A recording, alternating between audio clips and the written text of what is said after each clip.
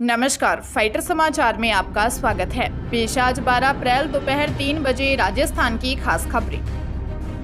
बाड़मेर जिले में जोधपुर की एसीबी ने कार्रवाई करते हुए गिरल लिग्नाइट लिमिटेड के डिप्टी चीफ इंजीनियर को 35,000 रुपए की रिश्वत लेते रंगे हाथों गिरफ्तार किया है। इंजीनियर ने टेंडर व लेबर के बिल जारी करने की एवज में 36,000 रुपए की डिमांड की थी। एसीबी टीम आरोपी के जोधपुर ठिकानों पर सर्च करेगी। फिलहाल आरोपी से पूछताछ कर रही है। परिवादी ने जोधपुर एसीबी की स्पेशल यूनिट में शिकायत की थी कि उसके लिग्नाइट प्रोजेक्ट वर्किंग लेबर व क्लीनिंग का ठेका है।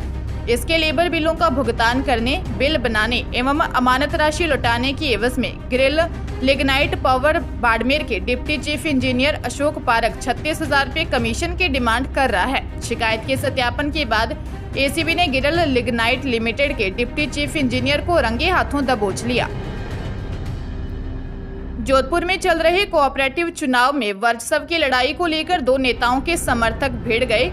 ये दोनों नेता हैं औसियां विधायक दिव्या मदेरणा और पाली के पूर्व सांसद बद्री राम जाखड़। आरोप है कि जाखड़ के पीए नारायण राम ने दिव्या की गाड़ी पर डंडे से हमला बोला। इसके बाद समर्थकों ने भी पथराव कर दिया। इस घटना में दिव्या बाल बाल बची हैं। इस दौरान पुलिस को दोनों नेताओं के समर्थकों को खदेड़ना पड़ा। घटना भोपालगढ़ की है। पूर्व सांसद बद्री राम जाखड़ के समर्थकों का आरोप था कि औसियां विधायक दिव्या मदेरणा अध्यक्ष प्रत्याशी मनीष खदाव के परिवार से नहीं मिलने दे रही। इसी बात को लेकर दोनों गुट आमने सामने हो गए। दिव्या मदेरणा ने बताया कि मैं अपने कैंडिडेट को लेकर जा रही थी, तभी जाखड़ के समर्थकों ने हमला कर दिया। जाखड़ ने जान से मारने की धमकी दी है। इसकी जानकारी जोधपुर ग्रामीण एसपी को दे दी गई है। अजमेर जिले में बांग्लादेश के 15 साल की नाबालिग से गैंगरेप का मामला सामने आया है। पीड़िता ने क्लॉक टावर थाने में दी शिकायत में उसकी सास के द्वारा जयपुर के एक फ्लैट में उसे रखने और अलग अलग लड़कों से जबरदस्ती रेप करवाने का आरोप लगाया है। वह अपने आप को बचाकर बस के जरिए अजमेर आ गई, जिसे बाल कल्याण समिति के समक्ष पेश किया गया। बाद में पीड़िता का मेडिकल करवाया गया। पुलिस ने घटनाक्रम जयपुर वैशाली नगर थाना क्षेत्र का होने के कारण 0 नंबर एफआईआर दर्ज की है। 15 वर्षीय नाबालिग ने दी शिकायत में बताया कि वह बांग्लादेश की रहने वाली है। पिछले 10 दिनों से जयपुर के एक फ्लैट में अपनी सास के साथ रह रही थी। उसके सास उसे लगभग 1 महीने पूर्व बांग्लादेश से कोलकाता मुंबई होते हुए 15 दिन पहले ही जयपुर लेकर पहुंची थी। पीड़िता ने बताया कि पिछले 10 दिन से उस फ्लैट में 2 लड़कों ने उसके साथ जबरदस्ती दुष्कर्म किया। पुलिस मामले की गहनता से जाँच कर रही है। नौकरी की तैयारी कर रहे ग्रेजुएट युवाओं के लिए अच्छी खबर है। Nuclear power corporation of India के एग्जीक्यूटिव ट्रेनी के पदों पर वैकेंसी निकली है, जिसके तहत 325 पदों पर भर्तियां की जाएंगी। इसमें शामिल होने के लिए 26 साल तक की उम्र के उम्मीदवार NPCIL की ऑफिशियल वेबसाइट npcil-careers.co.in पर जाकर 28 अप्रैल तक ऑनलाइन अप्लाई कर सकते हैं। उम्मीदवारों के पास संबंधित ट्रेड में BE या फिर बीटेक डिग्री होनी चाहिए। इसके अलावा गेट क्वालिफाइड होना जरूरी है। भर्ती प्रक्रिया में उम्मीदवारों का सिलेक्शन 5 से 17 जून तक आयोजित किए जाने वाले इंटरव्यू के आधार पर किया जाएगा। भर्ती परीक्षा नहीं देनी होगी। राजधानी जयपुर की संजय सर्किल थाना पुलिस ने कार्रवाई करते हुए नकली थानेदार बनकर दुकानदारों से पुलिस यूनिफॉर्म बनाने वाले एक शातिर आरोपी को गिरफ्तार किया है। पुलिस ने आरोपी के पास से ही पुलिस की यूनिफॉर्म सहित कई फर्जी पुलिस पहचान पत्र बरामद किए गए हैं। इसके अलावा पुलिस ने आरोपी के पास से कृषि विभाग, पुलिस कमिश्नरेट और अन्य सरकारी विभाग के लेटर पैड सहित सील मोहरें भी जब्त की गई हैं। पुलिस की प्रारंभिक पूछताछ में आरोपी के खिलाफ 2 दर्जन से अधिक मामले दर्ज होना सामने आया है। फिलहाल आरोपी से पूछताछ की जा रही है। डीसीपी नॉर्थ राशि डोगरा डूडी ने बताया कि संजय सर्किल थाना पुलिस ने नकली थानेदार बनकर दुकानदारों से पुलिस यूनिफॉर्म बनाने वाले एक शातिर आरोपी 36 वर्षीय कालूराम निवासी घड़साना, जिला श्रीगंगानगर को जयपुर स्टेशन रोड से गिरफ्तार किया गया है।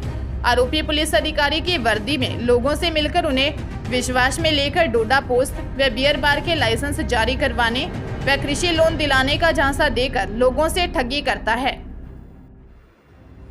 अलवर जिले के NAB थाना क्षेत्र में 60 फुट रोड पर मिठाई कारोबारी से रंगदारी मांगने वाले 3 आरोपियों को पुलिस ने गिरफ्तार कर पैदल ही शिनाख्त परेड करवाई।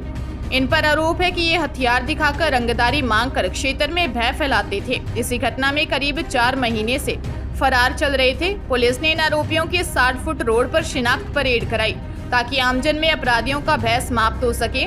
सब इंस्पेक्टर धीरेन्द्र कुमार ने बताया कि दिसंबर में परिवादी प्रदीप जैन ने दर्ज रिपोर्ट में बताया कि 60 फुट रोड पर स्थित उनकी मिठाई की दुकान पर कुछ अज्ञात बदमाश आए और दुकान के बाहर हथियार लहराकर भय फैलाने और जान से मारने तथा फिरौती की मांग की। पुलिस ने सीसीटीवी कैमरे की मदद से आरोपियों की पहचान कर घटना में शामिल 2 आरोपियों को पहले गिरफ्तार कर लिया था। फरार चल रहे मुख्य आरोपी हेमंत उर्फ हनी, हरजिंदर उर्फ मंगा सरदार और पुनीत को गिरफ्तार किया है। सीकर जिले में ज्वेलरी शॉप से लाखों रुपए के जेवरात चोरी का मामला सामने आया है। उद्योगनगर थाने में दादिया निवासी नरेंद्र कुमार सोनी ने बताया कि उनकी सीकर में धनवंतरी रोड जयपुर झुंझुनू बाईपास की तरफ चंदा फैंसी ज्वेलरी नाम से शॉप है।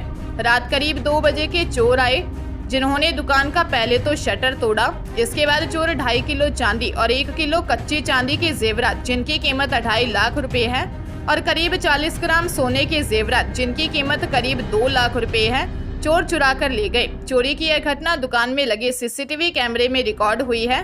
पुलिस इन सीसीटीवी कैमरों की फुटेज के जरिए चोरों की तलाश कर रही है।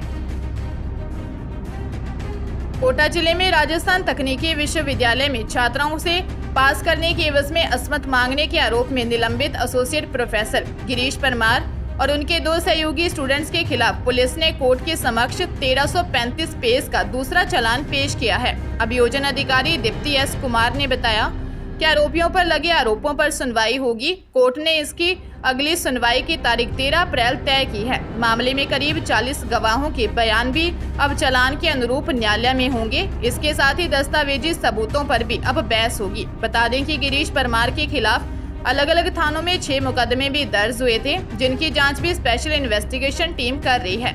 एसोसिएट प्रोफेसर गिरीश परमार, सहयोगी छात्रा ईशा यादव और छात्र अर्पित अग्रवाल तीनों ही न्यायिक अभिरक्षा में चल रहे हैं। बांसवाड़ा जिले के छोटी सरवन के छलियाबड़ी गांव में सवारियों से भरा टेम्पो निर्माणाधीन सूखे कुएं में गिर गया।